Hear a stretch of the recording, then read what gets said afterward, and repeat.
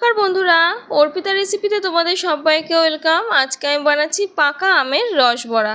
এর জন্য প্রথমে এখানে লাগছে, দেখো, একটা দুধের প্যাকেট নিয়েছি, গুঁড়ো দুধ, হাফ কাপ সুজি আর একটা পাকা আম।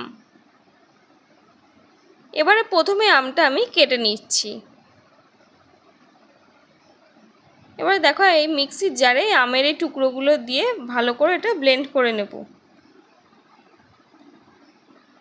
আর এদিকে একটা কড়াইতে আমি দুধটা জাল হতে বসিয়ে দিচ্ছি। এখানে কিন্তু পুরো প্যাকেটের দুধটা দিয়ে দিলাম না, আগে থাকতে কিন্তু আমি 1 কাপ দুধ ছড়িয়ে রেখেছি। এবারে দুধটা থেকে 2 ফুট চলে আসার পর এই আমের যে পাল্পটা রেখেছিলাম অর্ধেকের বেশিটা কিন্তু এখানে দিয়ে দিলাম।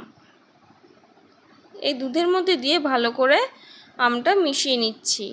আর এই দিকে 2টো এলাচ এইভাবে ফাটিয়ে নিয়ে এলাচের এই দানাগুলো দিয়ে দিলাম। তোমাদের হাতের কাছে যদি এলাচ গুঁড়ো থাকে সেক্ষেত্রে তোমরা কিন্তু খুবই অল্প পরিমাণে এলাচ গুঁড়োটা ব্যবহার করতে পারো। দেখো কি সুন্দর দুধের কালারটা চেঞ্জ হয়ে এসছে আমটা দেওয়াতে। আর তোমরা কিন্তু আম দেওয়ার আগে দুধের অবশ্যই দেখে নেবে যে আমটা মিষ্টি আছে কিনা, না হলে কিন্তু ছানা কেটে যাওয়ার সম্ভাবনা থাকবে। এখানে আমি স্বাদ অনুযায়ী চিনিটা দিলাম।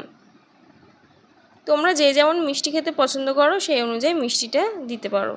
আর এখানে দিয়ে দিচ্ছি হাফ প্যাকেট গুঁড়ো দুধ। অর্ধেকটা গুঁড়ো দুধ দিয়ে ভালো করে এই দুধের সাথে মিশিয়ে নিতে হবে। এবারে এটা সাইডে রেখে আরেকটা প্যানের মধ্যে আমি দিয়ে দিলাম 1 চামচ মতো ঘি দিয়ে হাফ কাপ যে সুজিটা রেখেছিলাম সুজিটা দিয়ে ভালো করে এটা ভেজে নিতে হবে হালকা লাল করে। এই সুজিটা কিন্তু খুবই সাবধানে ভাজতে হবে। সুজিটা যদি তেতে যায় তাহলে কিন্তু রান্নার টেস্টটা একদম ভালো আসবে না।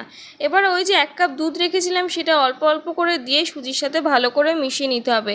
এক্ষেত্রে কিন্তু একবারে পুরো 1 কাপ দুধটা দিয়ে দেওয়া যাবে না, তাহলে কিন্তু সুজির সাথে ভালো করে মিশবে না। এখানে দেখো মেশানো হয়ে গেলে যে আমের পাল্পটা রেখেছিলাম আমের পাল্পটা দিয়ে ভালো করে এটা সুজির সাথে মিশিয়ে নিচ্ছি। যখন প্যানের থেকে ছেড়ে আসবে তখনই এটা নামিয়ে নিতে হবে। এখানে কিন্তু সুজিটা একটু শক্ত শক্তই থাকবে। এটা 2 মিনিটের জন্য একটু ঠান্ডা হতে দিলাম। ঠান্ডা হয়ে যাওয়ার পর এখানে দিয়ে দিচ্ছি এই ছোটো চামচে 1 চামচ মতো বেকিং পাউডার। বেকিং পাউডারটা দিয়ে সুজির সাথে ভালো করে এভাবে মিশিয়ে নিতে হবে। মিশিয়ে নেওয়া হয়ে গেলে দুই হাতে অল্প করে একটু ঘি মাখিয়ে নিয়ে এই সুজির এই বড়াগুলো গড়ে নিতে হবে। আর আমার এই রেসিপিটা কিন্তু ইউটিউবে এই প্রথমবার তোমরা দেখতে পাবে। এর আগে কিন্তু ইউটিউবে এরম রেসিপি তোমরা আগে কোথাও দেখোনি।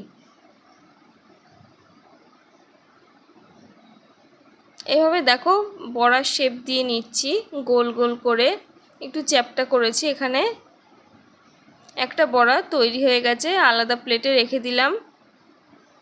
ঠিক একইভাবে বাদবাকি বড়াগুলো আমরা তৈরি করে নিচ্ছি।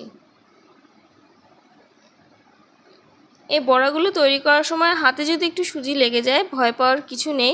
আর এইদিকে কড়াইতে আমি তেল দিয়ে তেল গরম হয়ে আসলে এই বড়াগুলো একে একে ছেড়ে দিলাম। গ্যাসের ফ্লেমটা কিন্তু একদম মিডিয়াম টু লোতে রাখতে হবে। তেলটা বেশি গরম করা যাবে না। তেল যদি বেশি গরম হয়ে যায় তাহলে কিন্তু বড়ার ওপর দিকগুলো ভাজা হয়ে যাবে আর ভেতরটা কিন্তু কাঁচা থাকবে। এইভাবে একে একে প্রত্যেকটা বড়াগুলো ভেজে নিচ্ছি। এই যে দেখো বন্ধুরা কি সুন্দর কালার চলে এসেছে। আর ওই দুধের মধ্যে আমি দিয়ে দিলাম অল্প পরিমাণে একটু নুনটা দিয়ে ভালো করে মিশিয়ে নিয়ে এখানে দুধের মধ্যে দিয়ে দিলাম অল্প পরিমাণে নুন ভেজে রেখেছিলাম। নুনটা দিয়ে গ্যাসের ফ্লেমটা অফ করে দিতে হবে। বড়াগুলো গরম থাকতে ভালো করে মিশিয়ে নেওয়া হয়ে গেলে এই বড়াগুলো ঠান্ডা হয়ে যায় তাহলে দুধের মধ্যে দিয়ে একটু গরম করে নিই তোমরা। এই বড়াগুলো দিয়ে দুধ আর বড়াটা আর এটা ভালো রেজাল্ট পেতে গেলে ওভারনাইট এটা ফ্রিজে রেখে দিতে হবে। তারপর ভালো রেজাল্ট পাওয়ার জন্য কিন্তু ওভারনাইট এটা রেখে দিতে হবে। অবশ্যই আমার চ্যানেলটা লাইক শেয়ার এন্ড সাবস্ক্রাইব